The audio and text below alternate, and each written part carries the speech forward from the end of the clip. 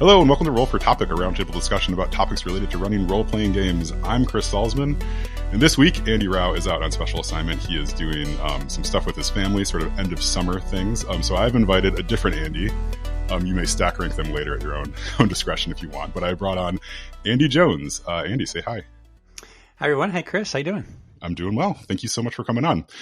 So Andy, you and I have met, I think just on the playground. So our kids like to play with each other, which is great. And then I'm trying to remember the first time I think we officially met. We were at a backyard party, and I don't know if you remember this, but like someone mentioned D&D or gaming, like within the vicinity of both of us, and I think we both perked up. And then there was this fun dance of like trying to figure out like, okay, how big of a nerd is this guy? Where we're asking questions back and forth. Turns out very, very big.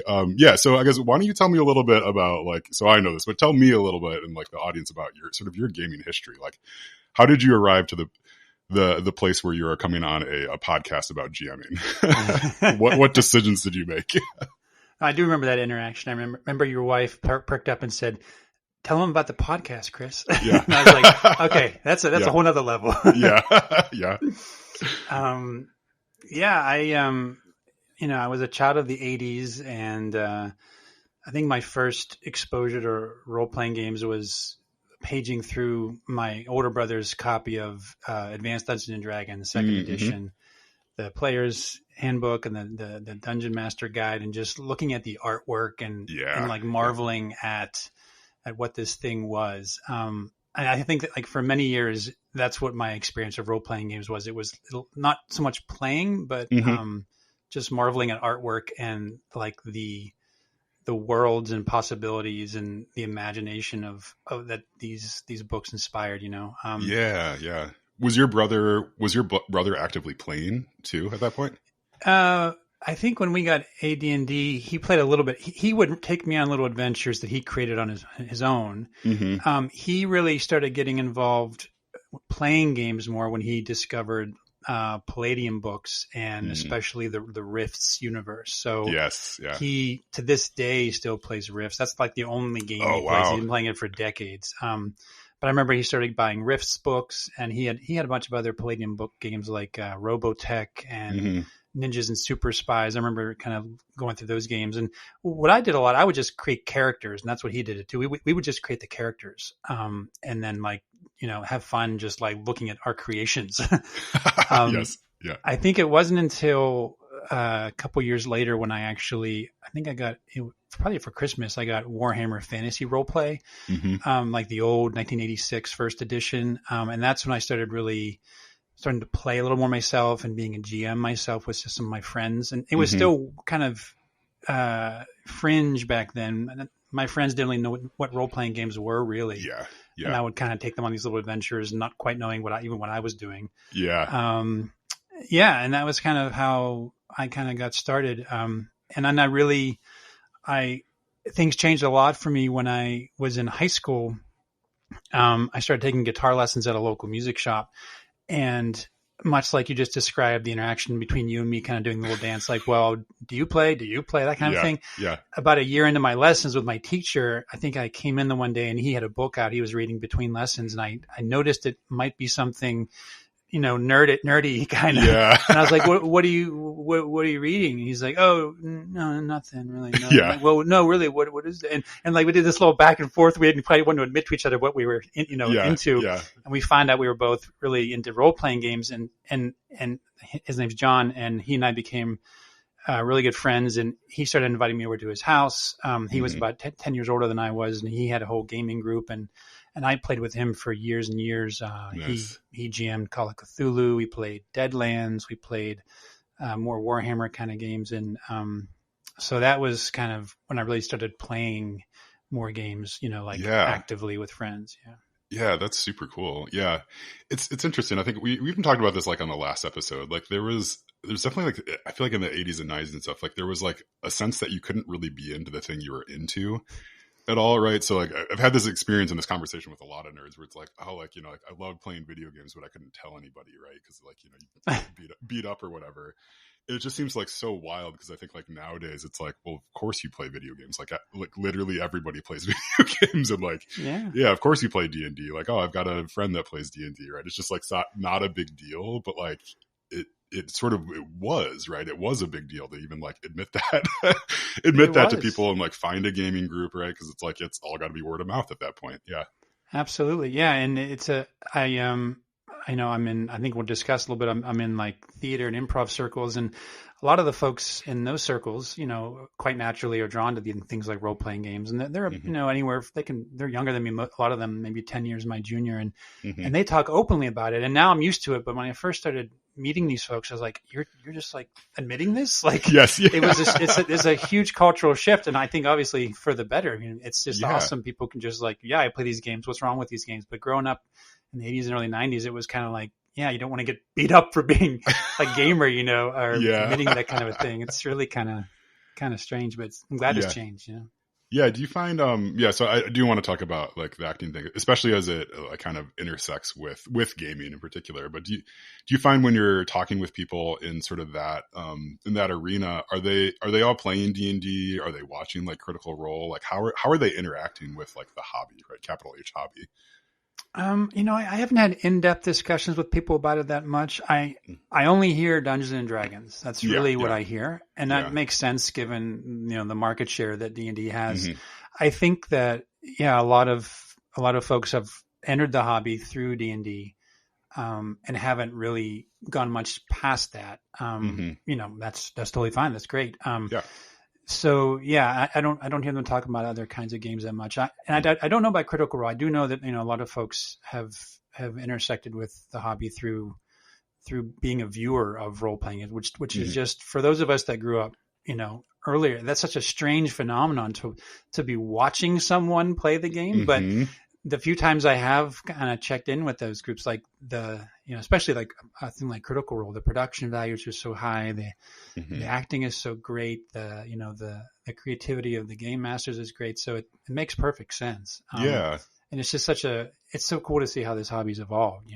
Yeah, it is. Like we, so me and my wife watch a lot of Dropout shows. Like we don't watch any Dimension 20 because again, like it's a big time commitment and stuff. Like it's all excellent, but we were watching one show yesterday and I'm just like, man, like, all these performers who are up there, like they're improv performers, but like, it's almost like this, they've been able to make a career by playing like tabletop games on camera, at the same time. Right. So it's like, like I'm sure improv pays a little bit. I doubt it pays enough, enough to make make a living out of it. But like, hey, if you can get make an actual play that millions of people listen to and watch, like then you're talking about some, an actual career you can piece together. Yeah. So I guess what I'm wondering for you, and like, I mean, I don't know how much experience you have with this, was like, what is it about like that intersection that like sort of works, right? So it's like you mentioned, hey, back when you were little, you used to create characters. I know like now that you're in theater, you like the, creating a character, right? So I think there's like a through line there. Is there also a through line there for like when you're playing games of like, oh, like I like embodying these NPCs and that sort of stuff? And does that like kind of scratch the same itch as I'm on stage doing this thing, or are they very separate things for you? It's different than being on stage for sure, but there's definitely a similarity there. I remember when I came to improv and theater, in my middle age. Yes. back in 2018, I took my first improv class, and it took me like several months to realize like, oh, this is what I had been searching for through role playing games for all these years. This feeling. This like sense of being in the moment and a presence, and the way that kind of jumping into a character and being in the middle of a story, in the middle of a scene, allows you to really kind of hone in on the moment. And I realized that's what I've been searching for a long time with role playing games that I hadn't quite reached. Being up on a quote stage, even if it's just in front of some friends in a rehearsal room. It kind of changes things a little bit.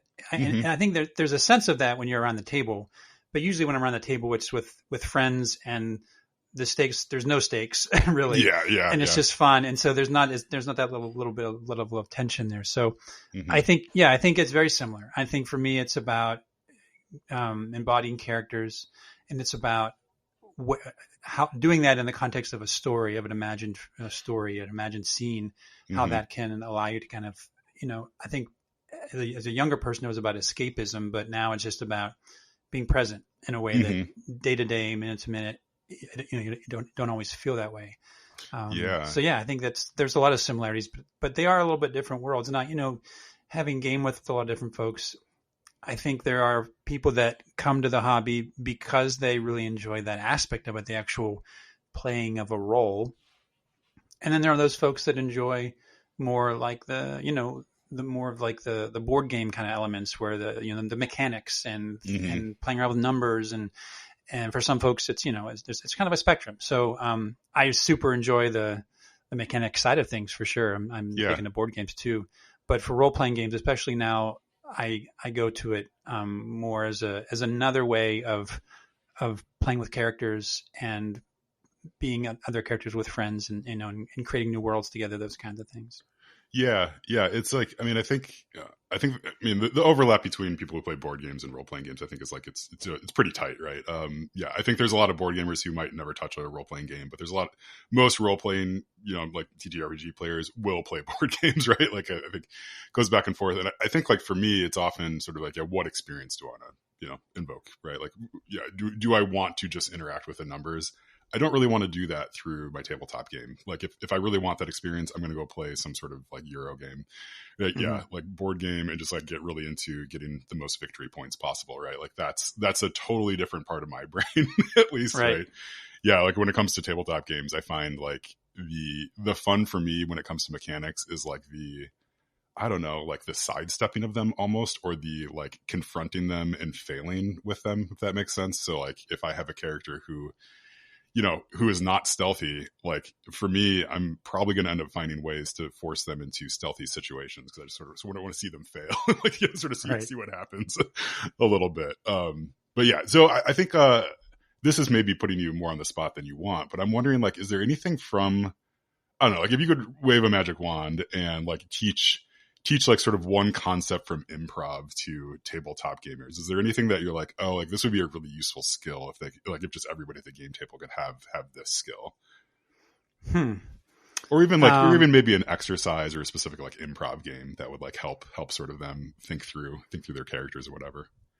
Well, I think that when people who have never done improv think about it, people are often really frightened by the idea of it.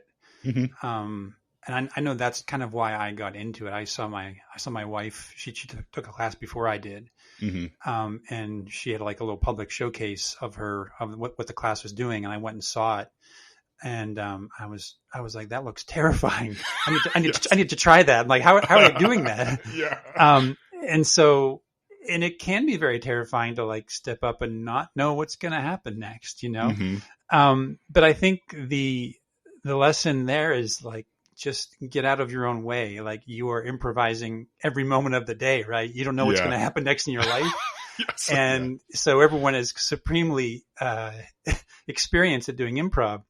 And so I think just bringing the fear level down about what that actually even means to be doing improv is a really big thing there. Obviously the big mantra in improv is yes, and it's embracing what's happening around you, and then adding something to it, and just bringing something else to what's going on. And that's what people are doing all the time. So there's nothing magical about it. It's just a matter of kind of getting out of the way and going with the flow, and a lot of improv is bad, like 90% of it's pretty bad. And that's kind of the point, is like, you're going to have a lot of stuff that's maybe not perfect. But the 10% that does come out really well, it's like amazing. It's like, wow, we just created something that, that was so fantastic. That feeling is amazing. So I think I've seen that in role playing games too, where, so I don't know, maybe not surprisingly or surprisingly, I actually, as a GM, feel very uncomfortable improvising.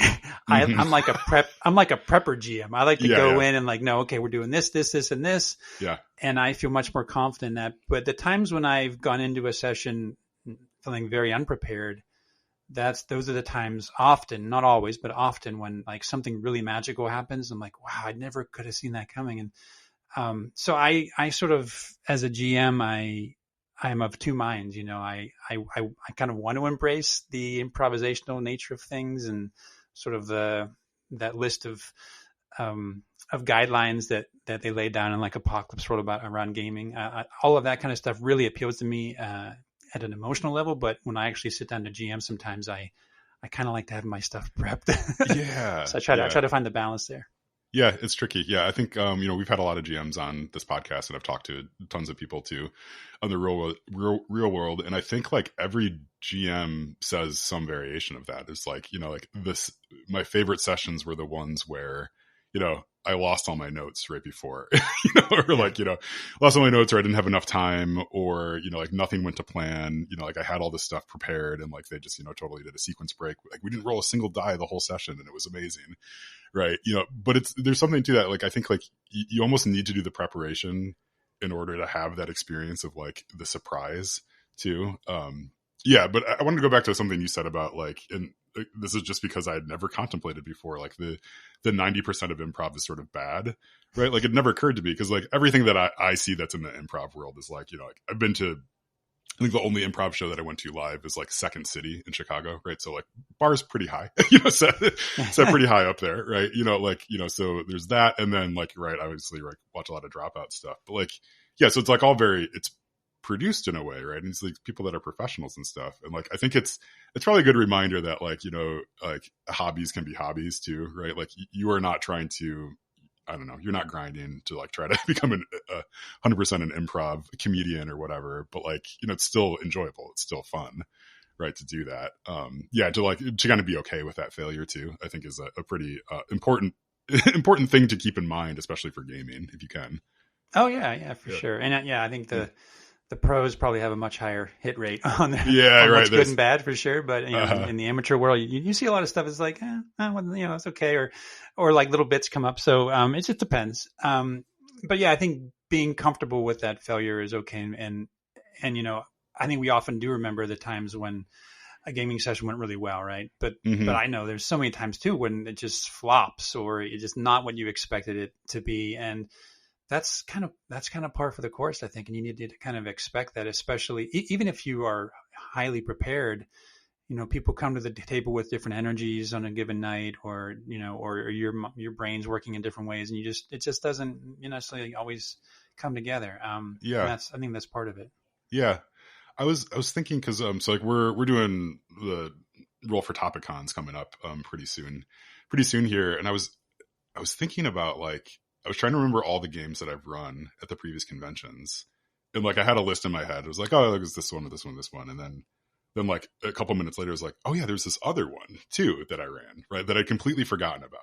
Right at the time, I'm sure I talked about on the podcast. I was like, this was amazing. This was like the best thing I've ever done. Like I'll never reach those heights ever again. And it's just like, it was this session that came and went, and I think like, and it was important to me at the time, but like if I'm thinking back about like, like what are my highlights, like if I was, to rank everything there, it's like, oh, like that doesn't even like come in the top 10 or whatever, as I'm thinking through it. And it's really interesting, because it's like, yeah, I think a lot about with this podcast about like the professionalism of it too. Like this is not a professional podcast, but we do show up, we do it every other week, right? It's like, try to keep a cadence and stuff like that. It's like, it's the hobby isn't just like, I don't know, operating at that top level, right? Like it's not like, you don't have to have metrics associated with your hobbies, right? You don't have to do it. It can be a thing that you enjoy to do with your friends. It can be, all sorts of different things to you, right? And I think it's like the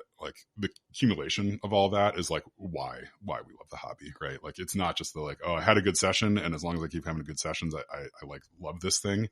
It's like, it is the ups and downs. It's the hanging out with friends. It's the game nights that get canceled. It's the ones where you're really well prepared, and the ones that you're not prepared. And like all that stuff sort of like combines into like, oh, like this is what gaming is to me. Yeah, no, I totally agree. We, when I mentioned, I was playing games in high school, and I would go to the same group when I came back home from college. But then there was a period of time for, probably 15 years there, 10 or 15 years ago, I didn't really play role playing games very much. They were in my head, and I would tinker with designs and things like that. But it wasn't until about 2015 where I finally convinced my friend John I mentioned, my old guitar teacher. I said, let's do this thing. Let's get online and play games together, because he was in Florida, and for a long time he didn't believe we could do it remotely. I was like, let's just try it. So we finally did it, and we got some more friends on, and we've been playing more or less for a couple of years there. It was just once a month, but for the past, I don't know, 5 or 7 years, we've been playing weekly, just for like amazing. 2 hours on a Wednesday night. And it's that consistency of coming together, and like, it's great. We check in with each other. I think it's our way of like, I know my wife gets on phone calls with her girlfriends, every few weeks, and they talk about real life. It's kind of our way of like getting together, and occasionally real life will pop up, but usually not. Usually it's just game stuff, or what movies you watch and what video games you play, that kind of thing. Yeah. But we've been doing that now for over 10 years. And, it's been great. It's like one of my main ways of connecting with friends. So that's more important than anything else, I think. But we also have got to play a lot of awesome games over the years, things we, trying out new experimental games and, all that kind of thing. So it's been a ton of fun. Yeah, that's super cool. I mean, that's like, what a gift to be able to have a group of friends that gets together that often.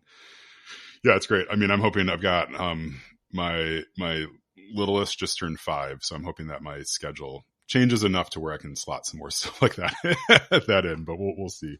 Okay. So I wanted to ask you a question. Like, this is a leading question, because I sort of know a little bit about it, but like, was it with this gaming group, you ran like an in-person Call of Cthulhu game that was like almost like a LARP? Is that an appropriate way to describe it? Like a LARP, or like a murder mystery, or like, I don't know. Yeah. Like, why don't you just tell me a little bit about this? Because I think this is something that people will enjoy hearing about. Yeah, sure. Yeah. I don't call it a LARP. It was, for people who have LARPed, they would recognize elements of that in this game. But there was very, very few rules around it.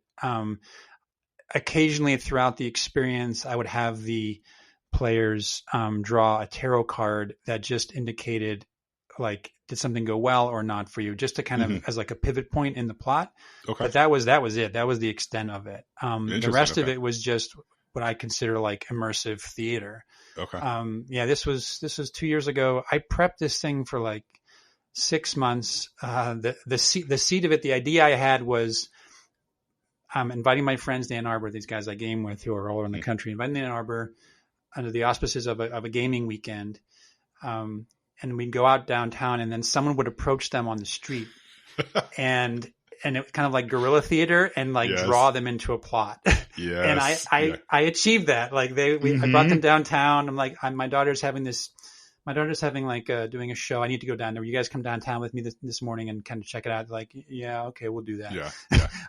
And so I parked the car. I come out, and this woman runs up from behind them saying, please, will you help me? Someone's after me. Someone's following me. Yeah. And they bought it hook, line, and sinker. And they were like, they were concerned about this woman. They thought she was being followed. Yeah. The guy that was following her actually walked past them, and then he was just like this creepy guy. Yeah. And then she's talking to me. She's like, hey, wait a minute. Don't I know you? Your name's Brian. And it was my friend Brian. And she pulls out a flyer with his face on it. And it says Professor Brian, yada, yada. He was giving a lecture at University of Michigan the night before. And their faces were just like, what is happening? Yes. Anyway, so that kicked it off. We got them drawn into this day long. It was like a 12-hour thing. Where I had about 8 different scenes throughout the day. They were interacting at real locations throughout Ann Arbor, and in bookstores and antique stores, took them to cemeteries, and we ended up having this big thing in the woods later that evening with like a monster. It took a lot out of me. And I had a cast of 8 people that I brought on to perform different roles, and it was a lot, but it was a blast. It was something that would be hard to replicate because of just the intensity of it. But it was a mixture of some Lovecraftian like horror fiction elements with real history of Ann Arbor. Cool. I took like one of the early mayors of Ann Arbor, William Maynard. I brought his past was brought into it, and all of that. So that's kind of my sweet spot, is melding like real history with kind of fictional elements. I find I like doing that a lot. So I'm thinking about doing something again in the future, but it was a blast, and yeah. Yeah. I mean, also it sounds exhausting, but also like one of those things where it's like, yeah, you got to try it. Like once you get that bug in your head, how are you going to not? Yeah. Did you find, I mean, like, right. So, I mean, it sounds like you went into real life locations. Were those people like game to play along with it? Like, were they going in as character and being like, I need this, whatever, this book, do you have it on the shelf? And they go and pull out a dusty book and hand it over. I went to businesses ahead of time, like multiple times, had meetings with them. We planned it all out. So they were giving their consent and everything. And then I would have an actor come in to their location and serve as like an employee of that store. So I could actually work with them on a script. It was not, the experience wasn't fully scripted, but they had beats that they would hit throughout the interaction with the players. And there were certain clues they had to provide and things like that. So yeah, it was a long process of doing all that. But I think having the being really in, like, I think it's West Side Books, this really cool old store with all these huge books and things, and having that immersion is what I was going for. Just like actually being in a cemetery, or actually being that they went into someone's apartment and were like searching for clues and stuff and got jumped by someone. And that's awesome. Yeah. West Side Books, for those who are not in Ann Arbor, like this feels like the sort of place that you turn a corner and there would be like a cult section, like that's like down a flight of stairs that you have to find. That is so fun. Did you like drive? I mean, this is like, now I'm getting into detailed questions. Did you drive from location to location, or did you have them actually like running around?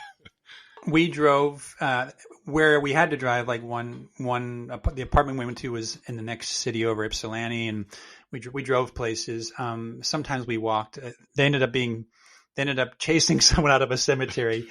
They were supposed to just like spot this guy, like observing them from a distance, and then the guy was going to flee. Yeah, and then they decided to chase him down. And like, I was like, guys, wait, let's not run him through the cemetery. I was like afraid for my actor too. He was like actually being chased by someone. Yeah. So there are unexpected things that can happen like that. That's great though. I mean, with that experience, right? Like, I mean, they always tell like, GMs, like you shouldn't plan specific scenes, right? Because like, everything can kind of go awry. But I feel like in that experience, it's like, the players are sort of signing up for sort of whatever comes next. And it's like, you kind of got to like, commit to it and just sort of see where it goes. They can't just be like, oh, well, actually, we're not going to do that. Like, let's just go get some lunch and go take a nap. It's like, right. Well, okay, please, I spent so much time on this. Exactly. Yeah. That's really cool. So do you think you would do it again? Like, would you do a different one, or would you try to run the same thing? I wouldn't do the same one again. No, I've actually got some things cooking now to do another one. I don't know when, because it would take some time, but I'd like to have it a bit more, so there's more things are more concentrated in a single location. I think it'd be more fun for multiple actors to be interacting with one another alongside the players as well. So something like that. So I have some ideas. So I would do something different, but I definitely want to do it again. And I'd like to do it such that I could replicate it at least over the course of a couple weekends for different groups. Just to give different folks the experience of it. So I could, basically take all the prep I've done and have it be experienced by people a little more, more people. So I definitely want to do that again. Yeah, that's great. I'm sure there's like people who are listening to this right now who are like, well, tell me, like I will sign up for that as soon as you're ready to run it. But yeah. I mean, I for sure want to play too, but like it's really cool. I mean, I love that. Like, so I know I've talked about this on the podcast, but like years and years ago, a friend of mine and I, we wrote a murder mystery for one of our other friends that like, it was not nearly as extensive of what you were doing, but like, we had a couple different locations and we called in a few of our friends to like pose as actors and stuff. And it was exhilarating. Like the parts that worked well were like so cool when they worked well. And there was also a lot of like downtime where I'm just like, man, this puzzle I thought was super easy, but is like kind of taking them a long time to figure out, like that sort of stuff. But yeah, there's something there that I think like it scratches a different itch than like sitting down at the table, right? Like, it's definitely sort of a different thing, but it's super fun. I think anytime you can like, kind of break people break people out of that. It's like, oh, there's this thing over here. You got to go check out. Yeah. So yeah, no, for sure. And I think it's important to consider too. There's the lived experience of it, how you're feeling in the moment and how fun it is in the moment. But just like any gaming session, there's also the remembered experience of it. Yes. And I know for so many games I've played over my life, I have this enduring experience of what that experience was like, that world we created, those characters, those moments. And I go back to that in my mind oftentimes, just like we do with any memories. And it's the same for this. So, unfortunately, you can't know what that experience is like for someone else. I mean, my friends told me like, yeah, I think about it. I thought about it and it was so cool, et cetera. But creating a memorable experience that someone can carry with them in whatever way that is also, I think, super valuable. And I think when it's enhanced like that, when you physically are in the experience rather than just at a table, playing a character, I think that allows itself to be, very memorable and hopefully give someone an experience they carry with them for a long time. Yeah, totally. Yeah.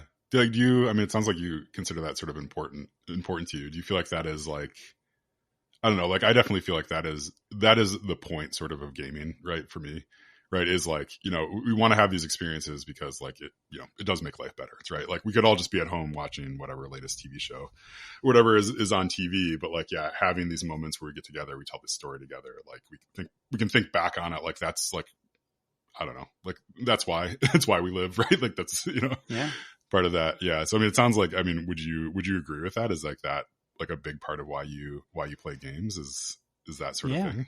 Yeah. I absolutely agree. Agree. Yeah. I still remember back. I think obviously when you're younger too, I've heard a lot of people discuss, their role playing experience when they're kids, and just like anything when you're a kid, it's so visceral and it kind of gets literally like sculpted into your brain, these moments, and it's much more emotional. But I still remember the room where we used to game at my friend John's place. I remember walking into it. He just had a small apartment, but there's this little nook in the back, and all over the walls were taped onto the wall were all these character sheets, and they were all the dead Call of Cthulhu characters that had died over the years. We would play in that room surrounded by like the souls of these old characters. Oh my goodness. It was such a cool setting to play this game in, where like you were constantly on the brink of dying, the threat of death. So I still remember those moments, those evenings together very clearly, and carry that with me. And so that's just, one example of many gaming experiences over the years. But yeah, absolutely. It's a big part of it. That's amazing. Was there a little ceremony he would do whenever he would get another character? Yeah, there was. I can't remember exactly what we did, but I remember it was like a thing where you got your character went up on the wall, it was like a whole thing. It was cool because, characters die so often in Call of Cthulhu. Yeah. And it was like a way of being able to, it wasn't it was a loss, but he was up there or she was up there, Yeah. It's like, okay, yeah, it's all right. He's dead, but he's still up there. Oh my goodness. That's wonderful. Yeah. It reminds me of, so John Corey ran this funnel, Dungeon Call Classics funnel. I think it was the first roll for TopicCon, but he got like this stamp that says like dead on it. So like whenever he killed the character, he would get the stamp out. Yeah, it was like it was so fun because like it is like it's this very like final moment in a game, right? Like, and you don't, I don't know, at least at my tables it doesn't happen very often. I'll say that much. But yeah, it's like you might as well make it into something more than just like, oh, well, that sucks. Like, yeah, just make up another one, right? Yeah. Okay. All right. Well, we need to wrap up here. This was a really good conversation. Yeah. Thank you so much for coming on. Hopefully that was fun for you too, Andy. But no, thanks, Chris. That was awesome. Glad to be here. Cool. All right. Well, this is Roll for Topic. We're part of the Roll for It Media podcasting network. Our sister show, The Splat Book with John Corey, with Jess and Ben, is wonderful. You can go listen to it. I just listened to an episode I think they put out like last week or so about the current games that they're running. Sounds super cool. I know Jess is getting excited for Daggerheart, and I'm also excited to check that one out too at some point. And then John is spitballing some ideas for a game that he's going to be running at the con as well, and that sounds good. Like, I'm just constantly amazed at sort of the creative energy and like, I don't know, like the insights that they get out of that podcast. So yeah, go check them out at thesplatbook.com. You can also listen to Zombie Strains with Andy Rao and John Corey. They are into their second season at this point. So they're currently exploring, I don't remember, I think it might be the 40s or so in the zombie movie genre. They're God bless them. That is that is a lot of zombie movies, but yeah, you can go check them out at I think it's just zombiestrains.com. Make sure you Google it and make sure you put podcasts in there because Zombie Strains is a different thing, which I found out recently. So, all right, so that does it for us. Yeah, again, thanks Andy, really appreciate it. I've been Chris Salzman, and remember, if your players are having fun, you're a great GM.